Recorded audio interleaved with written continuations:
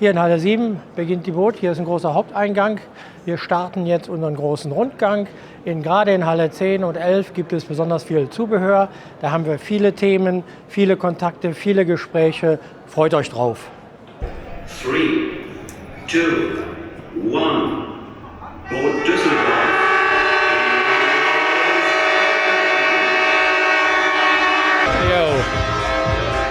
Die Boot ist eröffnet. Und wir schauen jetzt mal für euch. Wir haben einen großen Tagesplan. Linsen ist hier mit 3 Booten vertreten in Halle 1. Die Boating Holidays, die sind woanders. Hier gibt es nur noch das Sales Office für Kaufen und Chartern. Sehr schöne Boote, alles Außenborder dominiert. Solche offene Konzepte, wo die Bordwand rausgedreht wird, gibt es immer häufiger. Wie man sehen kann, der Rumpf verändert sich extrem im Laufe der Zeit. Ich kann mich so richtig gar nicht entscheiden zwischen den konventionellen Rumpfformen und den modernen Rumpfformen. Auf jeden Fall bieten die mehr Platz im Innenraum. Und hier sind wieder diese schönen kleinen Spaßsachen. Ja, Halle 3 sind die kleineren Boote. Aber es ist schon toll, was man mittlerweile so an Spaßbooten findet. In allen Formen. Das macht richtig Laune. Hier kann man sehen, es wird immer stylischer, mit viel Glitzer. Zu unserer Zeit gab es nur Standardboote, aber was man hier heute alles an Technik hat, das ist schon der Wahnsinn. Das sind ja nicht nur Fun-Boote, sondern die haben auch einen richtig tollen Style. Das ist mal ein richtiger Fun-Fact. Marinas neues Auto. Dann kann ich über den Rhein zum Einkaufen fahren. Wirklich coole Sache. Früher war ja das Besondere, wenn man ein Boot hatte, dass das einen Innenborder hat. Aber mittlerweile dominieren die Außenborder doch schon auch die Sportbootwelt. Es schafft natürlich mehr Platz und einfacher zu warten und auch mehr Power. Alles natürlich moderner. Das nenne ich mal einen Motor. Dahinter kann ich mich total verstecken. Auch hier bei Beneteau sieht man, auch bei den großen Booten geht der Trend klar Richtung Außenborder. Sind natürlich Benziner. Hier ist Marinas Farbe. Das ist natürlich meine Farbe. Wir streichen unser Boot um. Ich glaube, das hier ist eher was für den amerikanischen Markt. Also das haben wir schon in Fort Lauderdale gesehen. Und da fehlt dann noch einer. 600 PS, der hat fast so viel wie unsere beiden Maschinen zusammen. Von dem Rumpf viel Platz. Ja, das macht natürlich extrem viel Platz, so ein Außenborder. Und ja, leider sind die ja alle mit Benzin. Und das kostet natürlich eine Menge Sprit. Man sieht hier doch schon sehr viele, auch größere Boote mit Außenborder. Da geht es so ein bisschen hin. Aber was ich total nicht sehe, sind Diesel-Außenborder. Ja, die sind natürlich doppelt so schwer und doppelt so teuer. Aber es geht immer zu größeren Motoren. Aber sparsame Diesel findet man eigentlich nicht. Ich habe jetzt schon alles abgesucht, aber nichts gefunden. Rebell.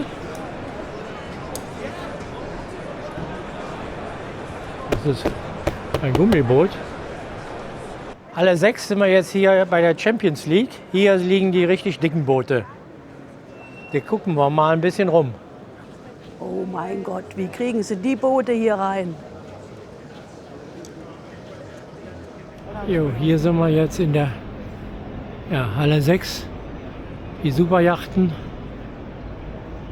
Gallien ist schon sehr innovativ. Also das ist ja schon fast ein zweistöckiges Boot hier. Und mit dem ausgeklappten Sideboard ist das schon eine riesige Fläche, die man da zur Verfügung hat. Schon schick. Dann kann der Frank sich da oben auch das Spielzeug hinstellen. Also das für der klingt doch eine Nummer zu groß. Da musst du jede Brücke öffnen lassen. Das ist schon kein Boot mehr für Holland, das ist schon was für das Mittelmeer. Mittelmeer oder so. Die Scheiben sind ja mittlerweile so groß, das ist ja fast wie zu Hause im Wohnzimmer. Ja, hier sieht man das. Das wäre mein Traum. Das hätte ich auch gern gemacht. Ja, schade, dass es zu meiner Zeit nicht gegeben hat. So ein Außenborder könnte mal für uns interessant werden. Weil der hat mit 15 kW fast so viel PS wie jetzt unser Außenborder. Und mit Batterie wäre das natürlich schon sehr gut. Wiegt auch nur 23 Kilo. Das heißt also die Hälfte von dem, was unserer wiegt. Und könnte natürlich das Bootsgewicht hinten an der David erleichtern. Die Frage ist natürlich, welche Batterie braucht man und wie lange kommt man damit aus? Das sind 10 kW, da kommt man auch schon sicherlich vorwärts. Und 22 Kilo macht aber kaum einen Unterschied. Capacity of the battery. Battery Yeah. is 6.4 kilowatt 6.4 kilowatt hour. kilowatts hour. Yeah. Okay, and how long can I travel with this? So that one is 10 kilowatts, so that will be the equivalent Yeah. to 15-20 horsepower. Yeah. Okay. So for this one, if you use like 3 nuts, Yeah. you will have 18-hour autonomy. Yeah. If you use like a full speed, Yeah. you will have 45 minutes Okay. autonomy. Yeah. But it depends which kind of boat you have and Yeah. how many people you have on board, of Yeah, course. Clear, yeah. But we have a 20 HP outboard Yeah. with gasoline. Yeah. And I want to replace it with an electric Yeah. motor because it's less heavy. Yeah, that's really, really light. And the battery is 37 kilos. What speed can I reach with a tender for 3 meters, 3.5 meters? You can go until 18 knots. 18 knots. Yeah. It's It's really powerful It's really because powerful. you have the couple of electric. Yeah. You know, like the car. We have an electric car. Yeah, We know so the power. you know the difference. Like Yeah. you go on the speed and the Yeah. but that's same for boats. You know. Okay. To be very Which country you are? we are a located? French country, but we French. taking care about Europe. Yeah, French is okay. We don't like to buy something in China or No, far no. away. It's okay. Okay, thank you very much. Perfect. Thank you. Thank you. Bye. Ja, so ein elektrischer Yachttender kann für uns die Zukunft sein, weil der Motor ist nur halb so schwer und die Batterie kann ich besser vorne im Boot verteilen, sodass wir eine bessere Gewichtsverteilung haben. Sehr interessante Geschichte. Und die Power reicht auch völlig aus. Das Funkgerät haben wir auch quasi so in einer zumindest älteren Version. Okay. Das ist ja sehr schön. Aber wir streiten ja die Geister, ob man das in Holland wirklich neben dem normalen Funkgerät betreiben darf. Ich weiß, Sie haben aber dann Wir haben eine- auf den Kanälen, haben Sie eine Ja. Artis-Kennung auch drin? Oder? Nicht dort. Nicht dort? Ja, weil Dann ist es schwierig. in Ja. Deutschland kriege ich das ja nicht zugelassen mit der Artis. In Deutschland dürfen Sie ein Handfunkgerät halt nicht auf den Binnenwasserstraßen verwenden. Genau, Das ist und in korrekt, Holland ja. streiten sich die Geister, ob man es darf, aber das kriege ich ja nicht zugelassen. Sie kriegen wenn Ihr Schiff unter deutscher Flagge läuft, Ja, dann kriegen Sie bei der Bundesnetzagentur eine Artis-Kennung, können Sie sich zuteilen lassen. Sie dürfen das dann aber halt nur in den Niederlanden verwenden. okay. Das heißt, ich könnte ein Handfunkgerät in Deutschland zulassen, was ich dann in den Niederlanden verwende. Ja. Das ist eine interessante Option. Sie können, das ist bei dem Formular von der Bundesnetzagentur, kann man dann auswählen, Einbaugerät, Handfunkgerät und gibt da ja an, welche Nummer man für welches zugeteilt haben möchte. Wie Ja. gesagt, Sie kriegen eine Zuteilung, aber Sie müssen halt wissen, was Sie damit machen dürfen. Und in den Niederlanden dürften Sie es dann da entsprechend verwenden, um da, was weiß ich, die Schleuse anzusprechen oder sowas. Okay. Und Ja. die Artis-Kennung wird ja dann tendenziell auch, ist ja dann auch die gleiche wie bei Ihrem Festeinbaugerät, Ja, weil das ja. ja immer bootsbezogen ist. Ja. Aber Sie brauchen halt noch eine Teilung für die Dokumentation, auch wenn sie mal kontrolliert werden. Ja, das ist im Moment das Problem. Das Funkgerät hat eine, aber die Handfunker halt nicht, weil wir die halt bestellt haben im Internet ohne Kennung. Okay, ja, vielen Dank. Ja. Gibt es denn einen großen Unterschied zwischen den einzelnen Funkgeräten, so, weil ich sehe ja, der Preis verdoppelt sich ja dann doch. Ja, das sind letzten Endes klar. Funken machen die erstmal all das Gleiche und Ja. dann gibt es halt Unterschiede entweder in der Ausstattung der Geräte im optionalen Zubehör oder wir haben halt hier ein Gerät, der hat auch so DSC-Funktionen, also im Prinzip wie beim Einbaugerät diesen Distress dann, Ja. und Individual Call und solche Geschichten, ja, GPS-Empfänger dabei und das macht nachher dann die Unterschiede aus letzten Endes. Ja. Ah, ja. Aber im Prinzip, um jetzt anderes Boot anzusprechen, was gerade an einem vorbeifährt oder die Marina de Schleuse anzusprechen oder sowas. Letzten Endes reicht es dann auch völlig aus, diese Geräte zu verwenden. Okay, ja. Vielen Dank für die Info, Prima. das war echt Danke neu. auch. Ja, Dann danke. noch Ihnen noch viel Spaß Ja, auf der Messe. danke. Ja? Ihnen auch. Viel Erfolg. Also das ICOM-Funkgerät, gerade die Handfunke, wird fast überall in Holland verwendet und existiert auch auf Berufsschiffen, sieht man sehr häufig. Und aktuell haben wir einen Raymarine Festeinbau, aber früher hatten wir auch ein ICOM-Funkgerät gehabt. Vielleicht ändern wir das auch wieder ab. Das ist ja mal eine Schraube her. Riesiger IPS-Antrieb. Das steht da. Für welche Yachten sind das geeignet? Craftjack Power 2 mal 1400 oder 2000 PS. Ganz schön heftig. das ist das, wovon ich träume, eine elektronische Steuerung, sodass ich dann komplett das Boot von ganz woanders steuern kann und nicht mehr am Steuerstand sein muss. Das ist natürlich für unseren alten Motor schwierig umzusetzen. Dafür bräuchte man eigentlich schon eine EVC-Steuerung. Auf dem Boot sind wir noch nicht so weit. Da haben wir zwar ein Victron-Ladegerät, aber der Rest ist noch Standard. Wahnsinn, was es von Victron alles gibt. Und da müssen wir uns noch mal stärker mit beschäftigen. So ein Multiplus 2 haben wir auch zu Hause, aber der ist extrem laut. Ich weiß nicht, ob das Ideale ist für bei uns an Bord. Dann haben wir hier entsprechende Batteriebooster, die brauchen wir dann für Lithium-Batterien, wenn wir die umrüsten. Und schauen wir mal, was dieses Jahr da passiert bei uns. Ja, hier ist so ein kleiner 1600 Watt.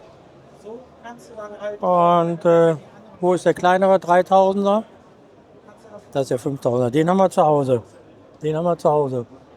Ja, der Multiplus 2, den wir zu Hause im Einsatz haben, der ist so laut, den würde ich also am Boot nicht einsetzen wollen. Jetzt wollte ich doch gerade mal testen, wie schwer die Batterie ist, und es ist ein leeres Gehäuse. Ja, jetzt sind wir hier am Busselweiher Yachtshop und schauen auch mal rein. Hallöchen. Moin.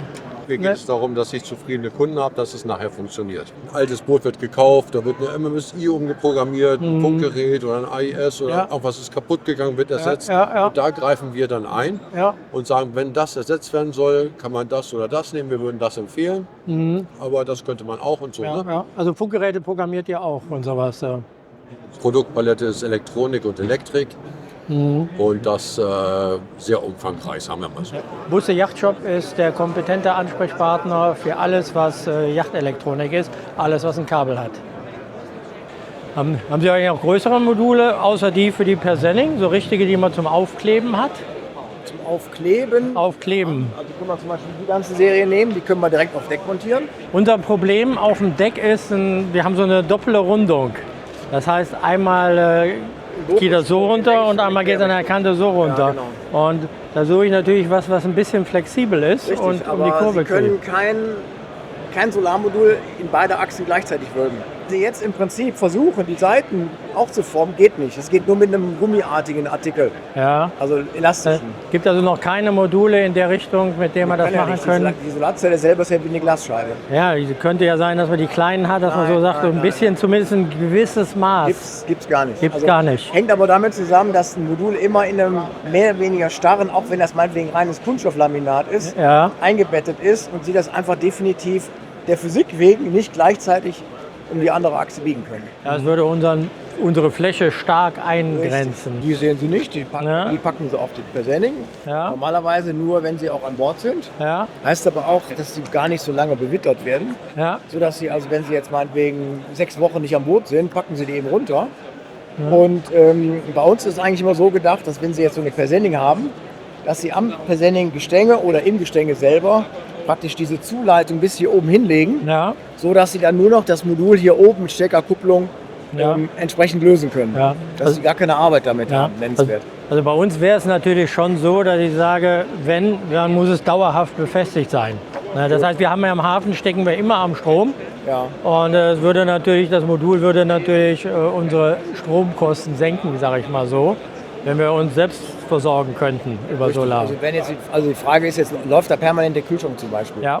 Weil Sie jedes Wochenende praktisch am Boot sind? Genau. Okay. Also theoretisch klappt das natürlich mit Sonnenlicht. Wenn Sie natürlich jetzt meinetwegen 2 Wochen lang nur Nieselwetter haben. Ist mir klar, ich habe zu Hause auch eine PV. Ich weiß wie das grundsätzlich funktioniert. Ja, genau. Ja, das darf man eben dabei nie vergessen. Die gibt es in verschiedenen Größen? Die gibt es in verschiedenen Größen, in verschiedenen Längen. Ja. So dass man also diese typischen Bimini-Sprayhood-Bereiche damit abdecken. Ja. Das ist hier unser Zweiermodul. Ja. Das ist einfach handlich vom Gewicht her. Ja. Man kann alle Ecken erreichen mit den Händen, sodass man also diese Elemente auch lösen kann. Ja. Und gleichzeitig kann ich das auch kompakt wegpacken. Man kann das selber mal anheben, dann merken Sie das. Ja, gewichtmäßig ist das nicht so viel. Nein, ja. Genau. Ja, und wichtig dabei ist ja auch, dass die Zellen hinterstützt sind. Also bei unseren Modulen sind ja in allen diese Aluminium-Sandwich-Kern. Das heißt also, wenn Sie das Modul jetzt, sage ich mal, in die Hand nehmen, ist die Zelle gestützt, Ja. dass die nicht knicken kann. Wenn eine Zelle knickt, Ja. ist sie direkt kaputt. Ist die direkt kaputt. Egal welcher Hersteller, weil Ja. letztendlich alle benutzen Siliziumkristall Ja. und das verhält sich wie eine 0,2 mm dicke Glasscheibe. Ja, ja. 4 Modul würde sich sicherlich bei uns eher spannend sein. Gut, das Hält in sich ja schon, dann hat die den Vorteil. genau. Ja. Haben Sie einen Prospekt für uns? Ja. Solar ist eine der Dinge, die wir im Sommer vielleicht auch installieren wollen. Neben dem Lithium-Eisenphosphat ist Solar natürlich ein Punkt, um uns autarker zu machen von externen Landstrom. Das wäre schon eine tolle Sache. Jetzt gehen wir zu Popfender. Ist ein besonderes Produkt, neues Produkt mit besonderen Eigenschaften, seit ein paar Jahren auf dem Markt. Und wir unterstützen gerne Innovationen. Popfender sind heiß begehrt. Der Stand ist gut besucht. So eins haben wir ja schon vorgestellt im Video. Popfender gibt es in allen Farben. Und da kann man sein Boot individualisieren. Wir sind hier bei Popfender, Rames, und den haben wir schon im Test gehabt auf unserer Webseite und sind hier heute auf der Messe am Stand. Das könnt ihr noch bis zum Wochenende hier gut sehen. Und ja, lass uns das mal zeigen, warum wollen wir Popfender nutzen. Herzlich willkommen Jürgen und Marina, schöne Grüße bei Boot on Tour. Kurzer Einblick in Popfender, wie er so aufgebaut ist. Also wir haben hier den Mittelteil, wenn man hier ein bisschen so reingüchsen kann mit der Kamera, dann sieht man, wie aufwendig dieser Spritzgussteil ist. Da haben wir uns wirklich sehr viel Mühe gegeben. Das Besondere ist auch, dass wir an diesem Mittelteil einen sogenannten Ring haben, der aus TPU ist, der diese Kräfte aufnimmt von dem Fender, ja, weil wir ja beim großen Popfender auch wollen, dass der auch entsprechend auch was aushält. Ne? Das ist den Spaß nicht an der Sache verlieren. Ja, das ist die große Frage ja auch immer bei den Leuten, die sagen sich, wie hält der Popfender? Ja. Da bin ich sehr zuversichtlich. Also wir haben ja mit dem kleinen Popfender jetzt schon über 4 Jahre Erfahrung sammeln können und auch beim kleinen Popfender in die 3. Generation sind mit der Entwicklung und da haben wir eben die ganze Erkenntnis mitgenommen. Und vielleicht hier noch auf dem Zwischenstück, da haben wir uns auch noch mehr Mühe gegeben in der Entwicklung und haben noch weitere formschlüssige Lippen eingebaut, damit gerade bei großen, schönen Schiffen das Ganze auch hält.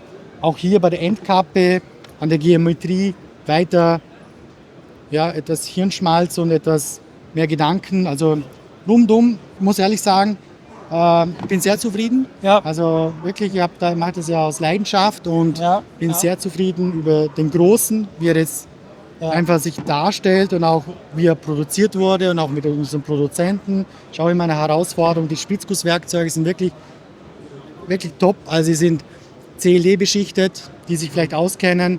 Also das sind wirklich top Spritzgusswerkzeuge, High-End Spritzgusswerkzeuge. Wir haben da nicht gespart, dass wir tolle Qualität an Bauteile bekommen und langfristig schöne Teile haben. Ja, wir freuen uns auch schon, dass wir den bald auch an unserem Boot haben werden und dann werden wir natürlich auch einen weiteren Test machen. Eine Frage noch, wird es noch eine größere Nummer geben oder ist das Endprodukt? Vor einem Monat dachte ich mir, nee, das geht jetzt langsam, aber ich glaube schon, ja. Also die Leute, die eine größere Yacht haben und sagen, der Fender ist uns zu klein, die können sich also freuen, irgendwann wird es für die auch Fender geben. Neues Produkt in der Entwicklung von Popfender, so Dockfender für einen Steg an den Poller. Das ist noch in der Entwicklung. Wir freuen uns drauf, wird spannend. Was mich immer wieder wundert, das sieht fast aus wie unser Kühlschrank. Das ist auch ein Engel, wir haben auch einen Engel. Ja, aber leider muss man da immer auf die Erde kriechen für.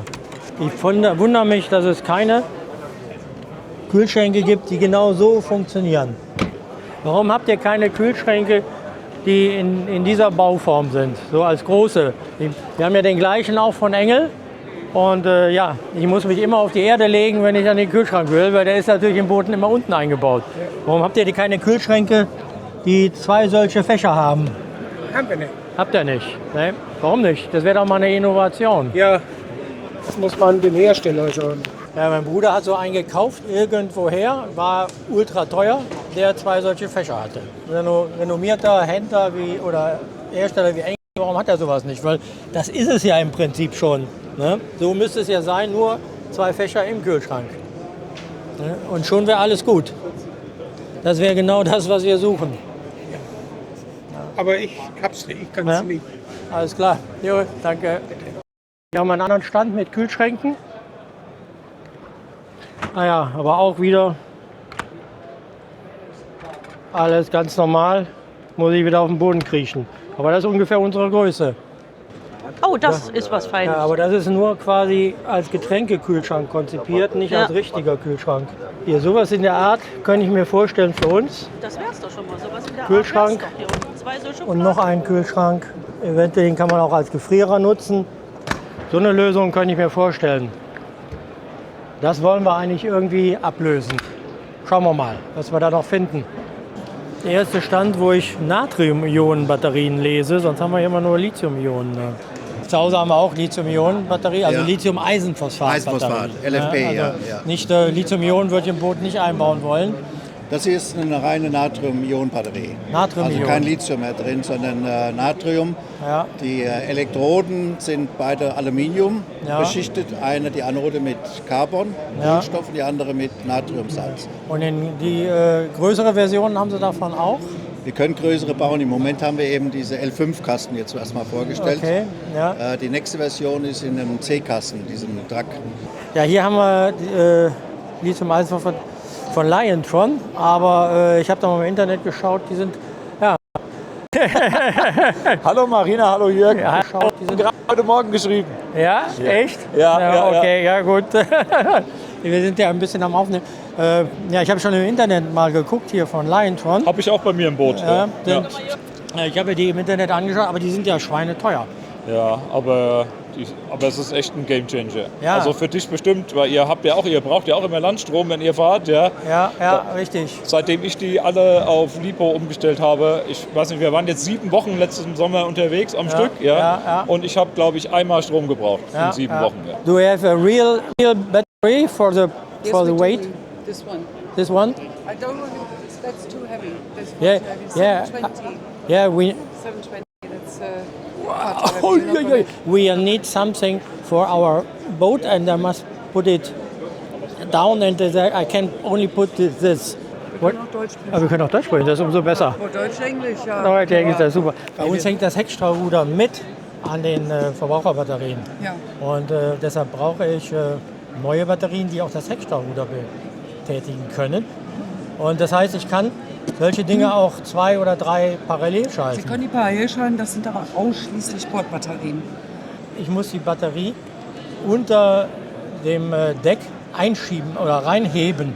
Ja. Und die hier geht vielleicht gerade noch, aber ich kriege eine größere Batterie einfach nicht reingeschoben. Das ist einfach zu schwer. Ja. Wir haben schon 4 Bleibatterien rausgeholt, die parallel waren, nur 6 Volt Batterien, und das war heftig. Und diese 15 Kilo hier ist das Maximum, was wir überhaupt schaffen können. Ja. Wenn jetzt mal eine Zelle oder einen Defekt aufweisen würde, kann man die halt praktisch abschrauben. Es wird natürlich geschaut, muss kontrolliert werden, welche Zelle jetzt vielleicht defekt ist, und dann kann man die Zellen austauschen. Und so kann man die Batterie dann halt reparieren. Die sind komplett modular aufgebaut, also komplett nachhaltig. Man kann die komplett auseinanderschrauben. Ja. Hier sehen Sie auch die Heizung. Wir haben Heizfliese verbaut. Ja. Weil es ist ja so, Lithium bzw. Lithiumzellen, die mögen ja keine Ladung bei Kälte. Ja. Das BMWS würde abschalten, sobald die Batterie zu kalt ist. Ja. Das, was an Ladung drin ist, kann auch bei Minusgraden entnommen werden. Klar, aber sie würde sich nicht laden lassen. Ja.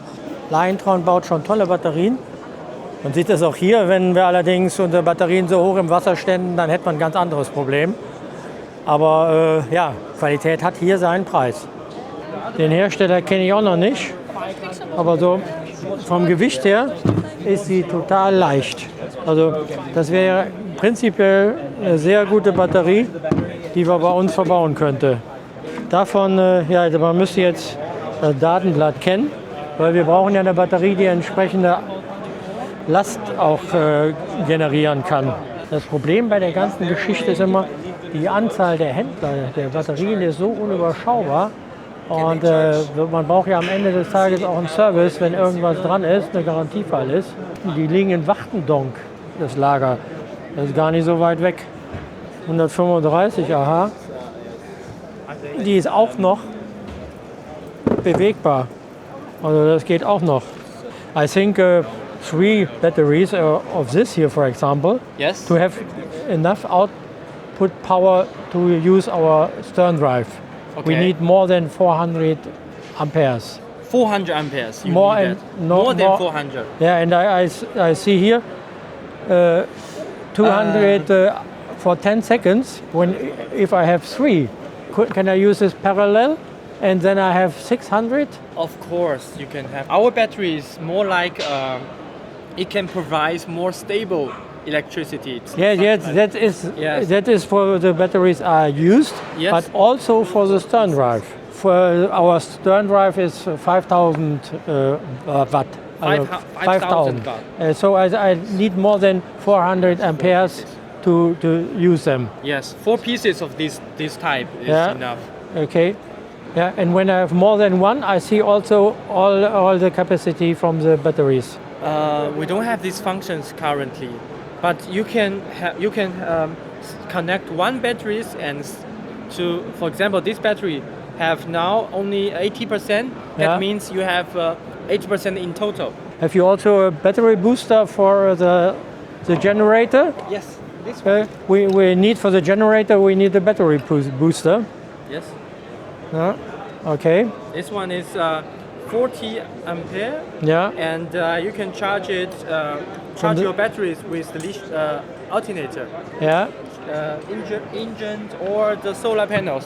Ja. This also provide the function you can connect with solar. Okay. Ja. Die kann man anscheinend mal ausprobieren oder kleine Stellen mit Profil selber ausstatten, mit Treppen und sowas. Ach, das sind Matten und Pads, die kann man einfach so aufkleben. Unser Material wird dann später nur aufgeklebt. Es wird nur Ja, der aufgeklebt. Kleber ist schon hinten drauf. Das ist Aber ein der- spezieller Kleber. Aber- Ist halt jetzt was ganz anderes, was Sie jetzt kennen von Ihrem Boot. Ja. Also es ist weich, es ist ein geschlossenporiger EVA-Schaum. Ja. Wir suchen ja Teakdeck-Lösung. Unser Teak löst sich langsam ab. Ja. Und ja, müssen das jetzt dieses oder spätestens nächstes Jahr runterholen. Und suchen dann natürlich nach einer Lösung, was man dann da drauf machen kann. Okay. Die natürlich auch nicht so kostenintensiv ist wie jetzt Teak. Aha, Ja. das sind alle Kunststoffdinge sind nicht so kostenintensiv. Ja, das schon. Ja. Was ist die Differenz sind, von was sind sie gemacht? Ja. Was ist die Basis für Kunststoff und wie aussieht? Das ist ein PVC-Basis. Ja. Es ist Evo-Decking, kommt Ja. aus England, hat die beste Struktur wie Holz, Ja. aussieht wie echtes Holz. Ja. Das ist eine der besten Imitationen auf dem Markt. Wie würde das denn ablaufen jetzt? Käme einmal vor Ort, würde er das machen? Oder? Ja, es ist immer so, dass jemand von unseren Mitarbeitern kommt zum Boot, macht die Ausmessungen und dann bekommen sie ein Angebot, wenn sie sagen, ja, machen wir alles. Ja. Und das ist ein komplettes Service und die andere Variante ist Panelservice, wo sie nehmen eine Schablone, schicken zu uns, dann bekommen sie zurück eine genau Panel, nach Maßpanel und das müssen sie allein verlegen. Ja, die Frage ist, ob ich so eine genaue Schablone hinkriege. Ja, Da ist die Preisdifferenz. Da ist dann die Preisdifferenz, ja, okay. Sie kommen ja dann von England, oder?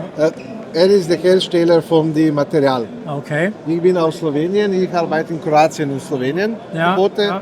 Er ist aus Holland, er macht die ganze Deutschland und so. Holland? Holland, ja. Ja. Ja, weil unser Boot liegt ja in Holland. Dann Von mit daher Bram. wäre das dann natürlich Ja, das Richtige. mit Bram, ja. Ja, okay. Ja, Wie sieht das aus mit der Temperatur vom Material, wenn man drauf läuft? Das kann ich so sagen. Es sind alle heiß. Alle Kunststofftikel sind heiß. Die Tikel, die sagen, das sind nicht heiß, brennt bis zu 60 Grad.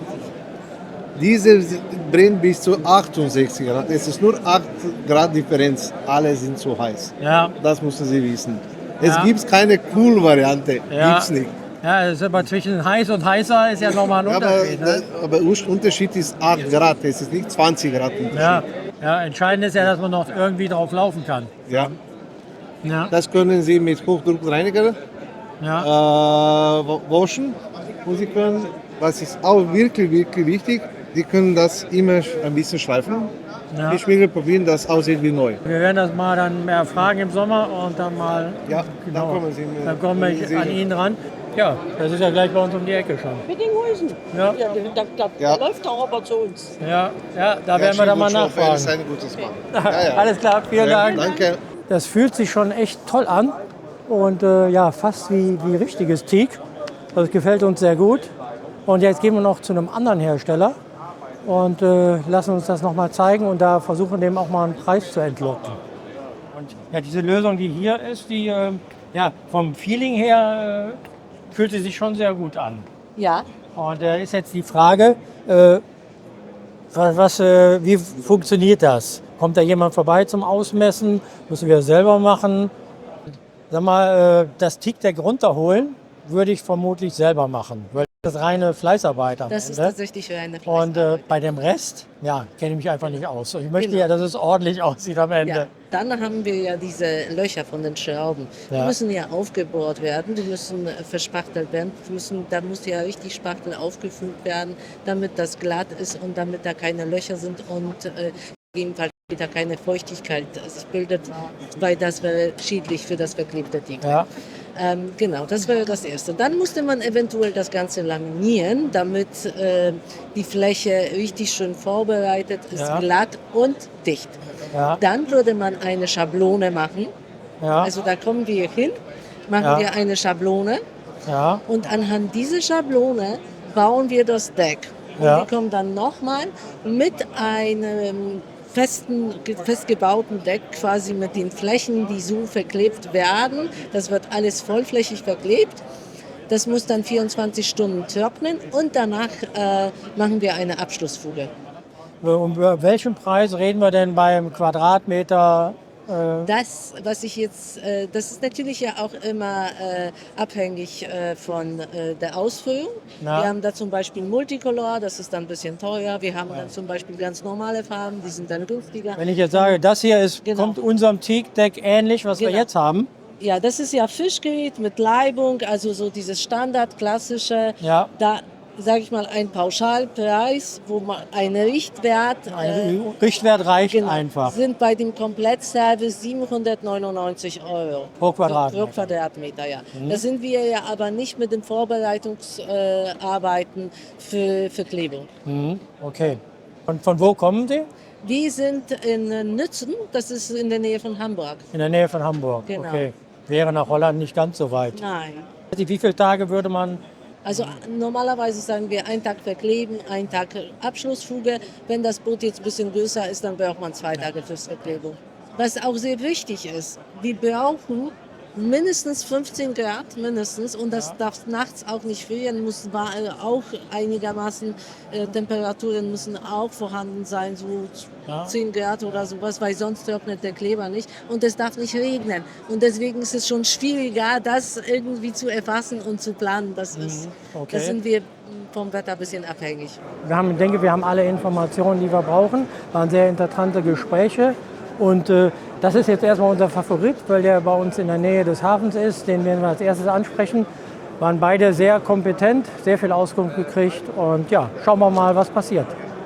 Ja, Flexi-Teak ist so der Klassiker unter den Teak-Namen, die man so kennt, als Alternative. Wie man sieht, ist auch die Prominenz da und informiert sich hier über die Messe. You are from Düsseldorf, right? Yes, I'm from Düsseldorf. I'm born in Düsseldorf and grew up in Düsseldorf. And the good thing is I was here for 24 years in the local policy. Ja, hier kann man gleich mal die Stromsäule zeigen. Hier ANOID, da hat man diese Nummern und da kann man dann mit der App bezahlen. Und hier hat man sogar entsprechend Power. Ein kleiner Snack muss auch mal sein. Wir haben Durst. In der vorderen Kabine, das wollen wir auch noch ein bisschen austauschen, gegen ordentliche Matratze mit Schlafkomfort. Aber da kommt jemand an Bord in der nächsten Saison und schaut sich das an. Wir lassen das auf Maß herstellen. Müssen wir also hier nicht gucken. Hier in Port Gallip waren wir auch schon mal und da habe ich mal geschnorchelt und Schnupper getaucht. Und die Seekuh hier haben wir persönlich gefilmt. Die Seekuh habe ich persönlich gefotografiert. Okay, super.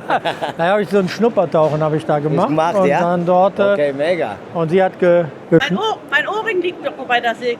Ja, das ist sehr schön dort. Ja, ist mega schön, ja. Ja.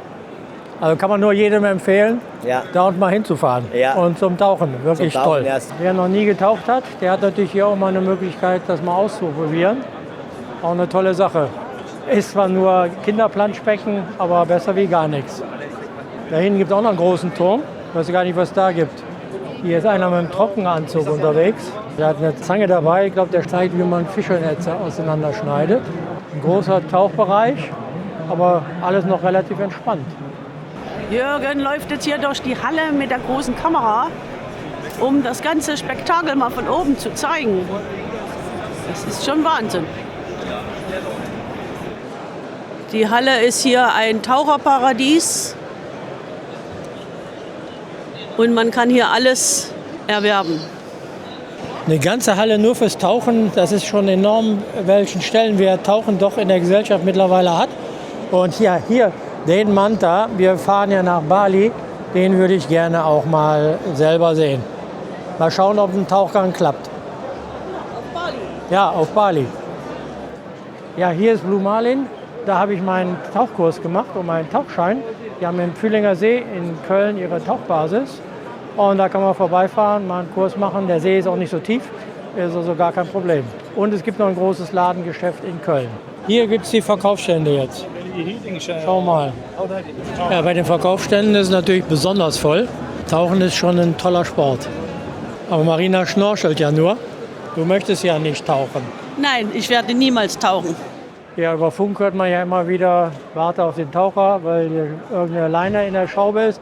Was ich so ein bisschen vermisse, sind so kleine All-in-One-Lösungen für Bootsfahrer, die vielleicht mal nur nach der Schraube tauchen müssen. Das Problem bei den billigen Sachen ist, dass die Luftflaschen meist zu klein sind. Da bleibt in der Regel nichts anderes übrig, als die komplette Ausrüstung mitzunehmen. Das ist eben, man braucht eine Menge Luft. Hier Curaçao, ein ganzer Stand nur Curaçao. Über die Emma Bridge sind wir auch schon gelaufen. Bonaire waren wir da Ach Mensch, da kommt Urlaubserinnerung. Ja, wir waren schon in Bonaire. Ja? Ja. Wir haben, ich weiß gar nicht, Bonaire war, glaube ich, das Riff, wo wir geschnorchelt haben, direkt neben dem Hafen. Bin mir nicht ganz sicher. Jetzt sind wir im Reich der Angler hier angekommen. Hier sieht man die wunderschönen Angelboote. Hier kann man den Angelzubehör kaufen, was das Herz begehrt. Hier gibt es Fliegenfischen, gerade eine Fliegenfischen-Demo. War jetzt gerade zu Ende. Angeln, muss ich sagen, bin ich doch enttäuscht. Ist ein relativ kleiner Bereich hier in Halle 3. Das war früher mal mehr. Ein einziger Stand zum Verkaufen, allerdings so viel Innovationen gibt es ja auch nicht mehr. Mit vorne Elektromotor und Echolot ist das ja ein Angelboot. Aber so könnte ich mir das auch vorstellen. Mit, richtig Power. Das ist die neue Generation von Angelboot. Spaß und Angeln, beides in einem. Wenn man Lust und Laune hat, kann man auch der Messe einiges kaufen. Hier sind der Helle Hansen Stand. Marina kommt natürlich am Shoppen nicht vorbei. Die Jacke kann man beidseitig tragen und ist stark runtergesetzt. Und auch gleich fündig geworden. Marina sucht noch eine Schwimmweste fürs Enkel und eine, die ein bisschen stylischer ist. Der Handel ist aus Herrenfehn. Ja. Direkt bei uns um die Ecke und wir werden jetzt die erwerben. Beim Piet in Herrenfehn war das. Ja, beim Piet, genau. Beim Piet? Bei Piet. Piet Modermann. Piet Modermann, das ist ein Kollege von uns, Piet Modermann, denke ich. Die hat beim Blanco Staatsler gearbeitet. Ja, okay. Der macht Reparatur an unserem Boot immer. Der Piet, ja. Eine Klimaanlage wird unserem Boot auch gut stehen, wenn es weiterhin so heiß wird in den Sommer. Und von den Maßen ist die ja relativ klein. Das ist überschaubar, die wollen wir auch noch unterbringen. Und das für 12 Volt. Das steht natürlich auch auf unserer Liste noch drauf, aber erstmal schauen wir jetzt hier weiter. Ja, hier in der Halle sind wir im Klassikbereich, in der Halle 14. Und hier ist noch echtes Handwerk. Wie so ein Boot gebaut wird. Und wenn es fertig wird, glänzt es dann so wie hier. Und jetzt sind wir hier beim Paddeln. Ist schon ein kleiner Rundkurs. Das ist auch was für den Kanu-Club in Mainz. wer das mal machen will, kann zum Kanu-Club in Mainz auch fahren. Dort kann man auch paddeln. Wir sind hier im Surferparadies und ja, das ist ja eine riesige, breite Aktion. Und man sieht immer mega tolle Dinger, die jetzt mittlerweile auf den Markt kommen. Top. Ja.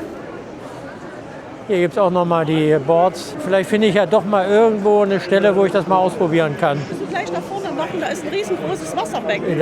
Da falle ich auf und dann lachen alle sich tot. So, das möchte ich nicht.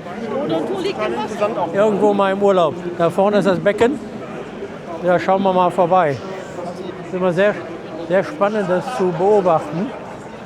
Ah, mal gucken, ob schafft auch die Kurve nicht. Ein riesiges Becken haben die hier gebaut. Wasserski Langenfeld, gleich bei uns um die Ecke. Ein riesiges Areal mit vielen Wasserskibahnen. Da kann man wirklich alles machen. In der Halle macht es auch immer Spaß zu gucken, wenn die mit ihren Wasserskiern oder Wakeboards unterwegs sind. Das ist jetzt hier ganz anders aufgeteilt. Hier steht das Boot zum Gucken für Linsen Boating Holidays. Die Linsenboote, 3 Stück, stehen ja in der anderen Halle. Und wir schauen jetzt mal, hier sind die anderen Verscharterer verteilt. Der Gag bei Linsen ist ja, dass man ein Boot kaufen kann und dann gleich in die Verscharterung geben kann. Das heißt, man holt sein Geld dann quasi wieder rein als Renditeobjekt. Hier haben wir jetzt einen Stand von Linsen Boating Holidays. Und ja, ich weiß gar nicht, ob das hier alle sind. Seid ihr hier alle von Linsen Boating Holidays? Ja. Auch die aus Snake, die Sandra? Die ist vorne in Halle 1. In Halle 1? Ja, da haben wir den Linsen direkt. Die ist bei Linsen direkt, okay. Ihr habt das ja ein bisschen verzettelt aufgeteilt heute. Ja? Letztes war das ja alles an einer Ecke. Nee, das war letztes Jahr auch schon. Letztes Jahr auch schon, ja, letztes Jahr waren wir nicht da, da waren wir vor 2 Jahren. Zum Chartern ist natürlich sowas ideal, das ist nicht so hoch. Und da kann man durch viele Brücken durchfahren. Da kann man Kanäle fahren, die man sonst nicht schafft. Sehr schön und vor allen Dingen sehr viel Platz drin. Und man sieht auch hier, das ist fürs Chartern gedacht, alles gepolstert, dass nichts passieren kann. Ja, und so ein Hausboot, naja, also da kann man zwar schön drauf wohnen, aber fahren würde ich damit nicht wollen. Das ist zwar wie ein Zuhause, aber wirklich bei Wind und so würde ich nicht fahren wollen. Ich weiß nicht, ob ich mit 6 PS und das Schlauchboot hat 20 PS und so ein Riesending soll ich mit 6 PS fahren, ich weiß es nicht. Das ist was für lecker an Bord. Ja, wir sind jetzt hier in Halle 13 und wenn man sich hier so umschaut, da ist es doch ganz schön viel Platz noch. Es ist sehr überschaubar. Viele Händler, die wir vor 2 Jahren noch gesehen haben, wie Silvi oder auch die Wasserkarten-App, die sind dieses Jahr gar nicht auf der Boot. Halle 13, da sind die ganzen Charterer. Und ja, weltweit kann man hier eigentlich sein Ziel finden. Viele, die sich kein eigenes Boot leisten können oder wollen, für die ist Chartern natürlich optimal. Da kann man in der ganzen Welt mal ausreden und wir schaffen es ja nur in Holland. Und wer chartert, der kann eben die ganze Welt bereisen. Hat seine Vorteile. Schöne Rückenmassage im unteren Rückenbereich. Ja. Sehr angenehm. Sehr angenehm. Das nächste ist? Da denken wir erst, das ist Silvi, aber ist tatsächlich eine Anti-Rutschmatte.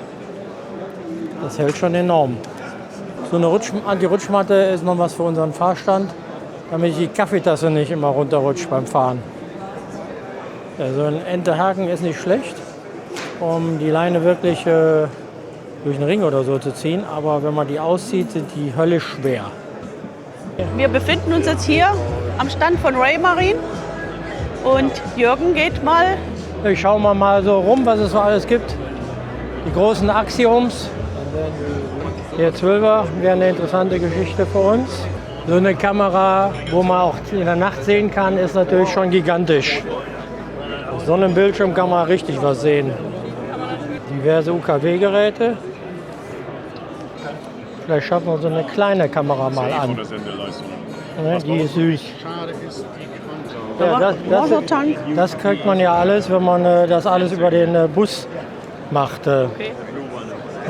Dafür müssen wir alle Geräte digitalisieren und dann über den entsprechenden Sea-Talk NG-Bus realisieren. Aber das ist schon ein Riesendisplay. Ja, nee, das ist natürlich zu groß. Unser 12 Zoll, mehr kriegen wir gar nicht unter als die 12 Zoll. Das ist was hier für größere Yachten. Es sind auf jeden Fall sehr interessante Teile, die hier verbaut sind. Aber das, was ich eigentlich suche, so die Standardsachen, finde ich hier gerade nicht. Es gibt viele Optionen, alles geht ordentlich ins Geld. Mal schauen, was wir umgesetzt kriegen. Hier die Unterwasserscooter an der Wannsee sind doch sehr klein und relativ günstig. Also das kann man sich noch leisten. Die Frage ist, wie lange die halten. Ja, eine gute Stunde maximal, also nicht schlecht. Schon cool. Auf jeden Fall deutlich billiger wie die großen hinten. Also da müsste man mal richtig in Action sehen. Aber das wäre für den Preis wäre das schon was, wo ich sage, wenn man viel baden geht und in südlichen Gewässern wäre das schon schön. In Holland weiß ich nicht, was man unter Wasser sehen kann. Da bringt das nicht so wahnsinnig viel. Hier sind wir natürlich bei der Formel 1 von den Scootern und natürlich entsprechend teuer. Das ist nicht mehr das, was ich ausgeben würde. Aber wer irgendwo in der Karibik oder so sein Boot liegen hat und dort rumfährt, ist das natürlich schon genial. Und dann können wir einfach Gas geben und dann geht das los. Dann kann man einfach Gas geben und los geht's. Das ist jetzt der große Bruder dazu. Der Lamborghini auf dem Wasser. Spielzeug für Speed-Junkies. Ich bin immer wieder überrascht, wie toll so ein Lack sein kann. Ja, vorher so und dann so. Das ist schon gigantisch. Das ist ja auch nicht schlecht. Unser Schlauchboot rüsten wir demnächst um auf Segelboot, dann fangen wir auch noch an zu segeln. Segelschein habe ich ja. Das könnte ich wahrscheinlich noch als alter Mann machen mit so einem Lenker. Ja. Ja, ich bin immer wieder überrascht. Sowas zu meiner Jugend hätte ich sowas gebraucht, was es heute alles gibt. Ja. Aber ja, das wäre was. Ja, wenn man sowas im Urlaub mal findet, würde ich das mal ausprobieren. In Mallorca mal jetzt einen alten Standort. Ja, wir sind jetzt auf Bali demnächst. Vielleicht gibt es ja so auch was. Aber auf sowas würde ich mich auch trauen, wenn man sich festhalten kann. Ja, nicht schlecht. Vielleicht werde ich doch noch zum Sportler. Aber man sieht ja auch schon, das ist der Trend überhaupt. Hier gibt es auch wieder jede Menge davon. Das ist der absolute Trend. Und für mich wäre dann was mit Lenker. Ja, ist schon Wahnsinn, was es alles gibt mittlerweile. So eine Insel hier mit so einem Board davor, den ganzen Tag auf dem Wasser relaxen. Dann fährst du mal eine Runde und dann gehst du wieder auf die Insel und tust relaxen. Das ist so geil. So einen kleinen Swimmingpool hier für die Kinder, ist auch nicht schlecht. Das ist ja auch mal eine schicke Farbe. Ja, 12 Zylinder. Schick, schick. Ja, aber für mich sitze ich zu nah am Boden. Da komme ich zwar rein, aber nicht wieder raus. Ah, guck mal, das ist genau das für mich. Das ist was für alte Leute hier. So ein E-Foil mit Griff. Ja. Ja. We call it a scooter. Ja. Light scooter. Yeah. This I would test in the practice. Yes, because that is not for me, but No? this I think that could work. I think after a few times on this will definitely be for you. Okay, I'm not stable enough, I think, but I can hold here. Da fühlt man sich sicher und ja, mal gucken. Vielleicht finde ich sowas im Urlaub. Das ist natürlich eine coole Sache. So ein Jetski eingebaut in ein Boot. Man hat nur einen Motor. Das ist natürlich praktisch. Man kann so oder so fahren. Man fährt mit dem Jetski und ein großes Boot. 37.000 € geht auch noch. So auf damals gemachte Boote sieht man mittlerweile selten. Das ist so das richtig klassische Design. Heute ist ja alles mehr Kunststoff, Stahl, alles möglichst toll designt. Hier ist Elling. Die sind natürlich auch hochseetauglich. mit der riesigen hohen Bordwand. Die können sich ja angeblich auch überschlagen, ohne dass was passiert. Und mit 2 Antrieben da unten. Hier der Sail Drive Antrieb neben der normalen Schraube überrascht mich dann doch. Also wahrscheinlich als Notbehelf, wenn die Hauptmaschine ausfährt. Für die See nur eine Maschine ist schon außergewöhnlich.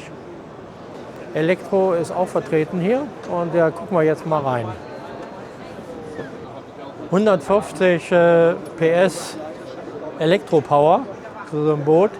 Ja, damit kann man sicherlich nicht gleiten, aber gemütlich über die Kanäle, das passt.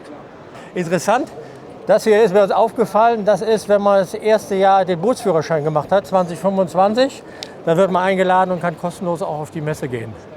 Leider können wir den Elektroantrieb nicht zeigen, die Ausstellungsboote hier haben nur Dieselmotoren eingebaut. Bond Cruiser. Das hat ja so gar nichts mehr mit holländischen Stahljachten, wie wir sie kennen, von früher zu tun. Die liegt in Jersum, also das ist nicht mehr die typische holländische Stahljacht, wie wir sie kennen. Die finden wir hier auf der Messe gar nicht mehr. Hier haben wir wieder so ein süßes Spaßboot. Schon cool. Ich möchte nicht wissen, mit was für einer Geschwindigkeit die hier durchs Wasser jagt. Wenn du dann ankerst, kannst du dann hier ganz gemütlich sitzen. Wir können die Foils ausfahren und dann auf dem Wasser fahren? English, I speak Ja, okay, only English, okay. With foil, you can very easy to switch to go down. They are going up. They will go up. Yeah. These foils. This, so Yes. we on this picture. Yes, yes, yes. Okay. This is electric. That will be electric motor. Okay, here for- yeah. And this is normal motor. Ah ja. Ja, man sieht hier mit dem normalen Motor hinten dran und hier ist ein E-Motor dran und dann hat man die Foils und kann über dem Wasser schnell fahren. Interessant. Das Boot hier hat das allerdings nicht. Das Boot hat einen ganz normalen Motor und die Dinger sind hier fest. Und hier ein Babyplanschbecken auf dem Wasser. Das ist auch nicht schlecht.